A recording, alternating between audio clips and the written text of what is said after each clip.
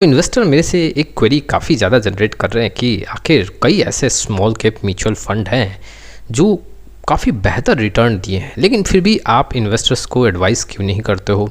वैसे small cap mutual fund investor के सामने क्यों नहीं रखते हो? ना ही कोई वैसा वीडियो वैसे म्यूचुअल फंड से रिलेटेड और ना ही इन्वेस्टर को एडवाइस करते हो।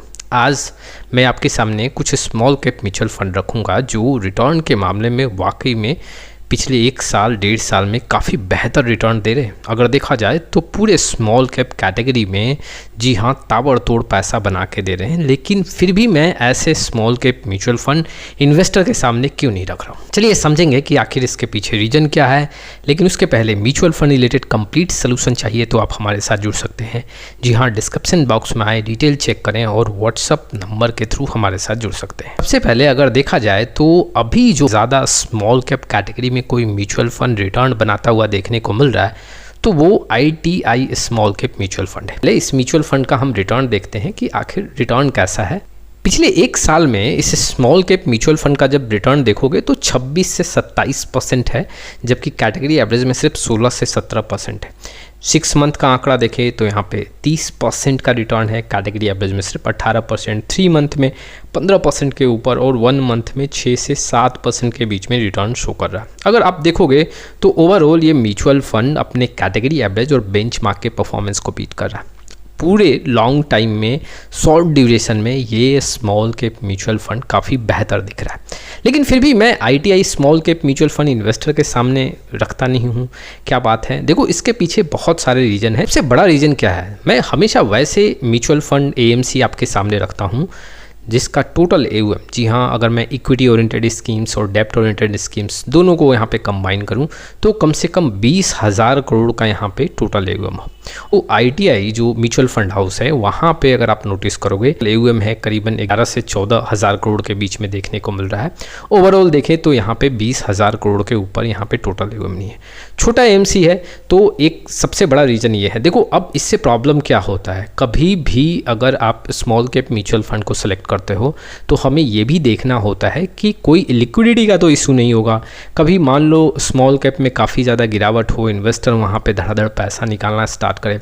अब वैसे सिचुएशन में क्या ऐसे म्यूचुअल फंड में यहाँ पे प्रेशर तो नहीं आएगा, आपका पैसा होल्ड तो नहीं हो सकता है, कोई वैसा सिचुएशन ना हो जिसमें जी हाँ इन्वेस्टर को टाइम पे पैसा ना मिले। अब छोटी AMC होगी तो एग्जैक्टली वहाँ प्रेशर ज़्यादा बन सकता है, बड़ा AMC होगा तो वहाँ पे थोड़ा प्रेशर कम होगा, वहाँ पे मैनेजमेंट और जो एडमिनिस्ट्रेशन टीम है वो भी काफ़ी स्ट्रांग देखने को मिलेगा। तो इसीलिए एक तो सबसे बड़ा रीज़न ये है। दूसरा जो मैंने रीज़न आपको बताया कि AUM अभी काफ़ी छोटा है, हमें समय देना चाहिए टोटल जो म्यूचुअल फंड हाउस का यहाँ पे AUM है। तीसरा जो एक पॉइंट है यहाँ पे म्यूचुअल फंड में यहाँ पे खर्चा भी ज़्यादा देखने को मिल रहा है।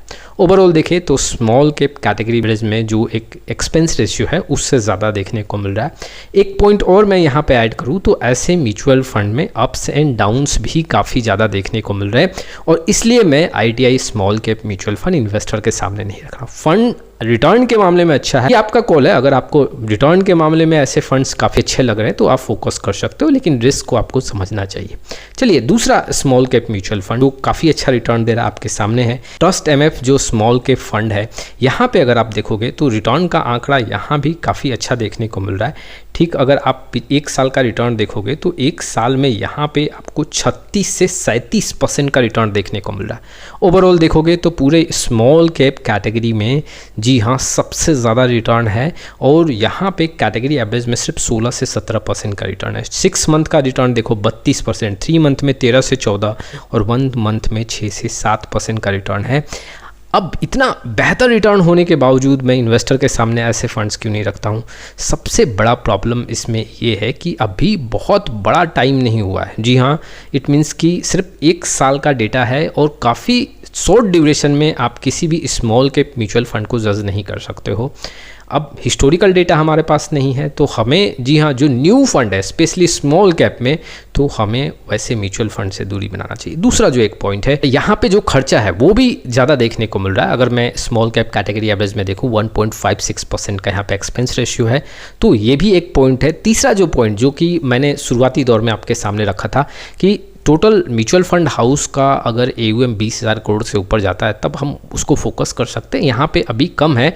और देखा जाए तो देखो ऐसे म्यूचुअल फंड हाउस का समय भी काफ़ी ज़्यादा हो गया, आप देखोगे तो 5 साल 6 साल से ऊपर का समय है, लेकिन फिर भी AUM काफ़ी छोटा है। तो कहीं ना कहीं एडमिनिस्ट्रेशन और मैनेजमेंट में मुझे कुछ इशू लगता है, उसको लेके भी ऐसे म्यूचुअल फंड को मैं स्किप करता हूँ कि इन्वेस्टर के सामने ना रखूँ। और उसके साथ ही साथ अगर आप देखोगे तो ऐसे म्यूचुअल फंड्स में जी हाँ काफ़ी कम ट्रांसपेरेंसी भी देखने को मिल रहा है, जिसके चलते मैं ऐसे म्यूचुअल फंड को इन्वेस्टर के सामने नहीं रखता हूँ। चलिए अगले स्मॉल कैप म्यूचुअल फंड की बात करता हूँ। पिछले 1 साल में यहाँ पे जो रिटर्न मिल रहा है वो JM स्मॉल कैप फंड में 22 से 23% का रिटर्न है। जी हाँ, 2 साल की बात करूँ तो यहाँ भी कैटेगरी एवरेज से ज़्यादा है। 6 मंथ में 30% के आसपास, 3 मंथ में 12% के आसपास, 1 मंथ में 3.75 के आसपास। ये स्मॉल कैप म्यूचुअल फंड भी 1 साल में जी हाँ इन्वेस्टर को रिटर्न के मामले में अट्रैक्ट कर रहा है, फिर भी मैं क्यों नहीं रख रहा हूँ? देखो सबसे बड़ा प्रॉब्लम जो कि मैंने बताया, छोटा जो म्यूचुअल फंड हाउस का AUM है। दूसरा अगर आप देखोगे तो समय काफ़ी ज़्यादा नहीं हुआ है, हिस्टोरिकल डेटा ऐसे म्यूचुअल फंड में नहीं है। तीसरा जो पॉइंट है, इसमें अप्स एंड डाउन्स काफ़ी ज़्यादा देखने को मिल रहा है। और देखो किसी भी स्मॉल कैप म्यूचुअल फंड को जब आप फोकस कर रहे हो तो सबसे बड़ा पैरामीटर क्या है कि लंबे समय में हाई कंसिस्टेंसी को मेंटेन करे। इट मीन्स कि कैटेगरी एवरेज को बार बार अगर वो बीट भी नहीं कर रहा है, बेंचमार्क से ज़्यादा रिटर्न नहीं बना रहा है, लेकिन कम से कम बेंचमार्क और कैटेगरी एवरेज के आसपास देखने को मिले। जी हाँ, ऐसे स्मॉल कैप म्यूचुअल फंड में लॉन्ग टाइम में आपका रिटर्न का आंकड़ा काफ़ी मजबूत देखने को मिलता है। तो ऐसे बहुत सारे स्मॉल कैप म्यूचुअल फंड आपको मिलेंगे जो बेहतर रिटर्न दे रहे हैं, काफ़ी अच्छा कैटेगरी एवरेज में बेंचमार्क से बेहतर दिख रहे हैं, लेकिन मैं इन्वेस्टर के सामने कई ऐसे रीज़न हैं जो उसके चलते मैं नहीं रखता हूं। और देखो आपका कॉल है, अगर आपको कोई स्मॉल कैप म्यूचुअल फंड काफ़ी बेहतर दिख रहा है तो वो आप अपने रिस्क के अकॉर्डिंग सेलेक्ट कर सकते हो, लेकिन कुछ पैरामीटर्स को आपको ध्यान देना चाहिए। हम हमेशा रिटर्न को देख के यहाँ पे म्यूचुअल फंड सेलेक्ट करते हैं, उसके पीछे के रिस्क को नहीं समझते हैं, और जब कोई प्रॉब्लम होता है तब जा पैनिक में होते हो और तब जाके आप कुछ वहाँ पे स्टेप लेते हो, जो कि काफ़ी देर हो जाता है। तो ये कुछ इन्फॉर्मेशंस थे जो इन्वेस्टर के लिए इंपॉर्टेंट थे। आपका क्या राय इस वीडियो को लेके कमेंट बॉक्स में जरूर आए। फिर मिलेंगे एक नए वीडियो के साथ, तब तक के लिए जय हिंद जय भारत।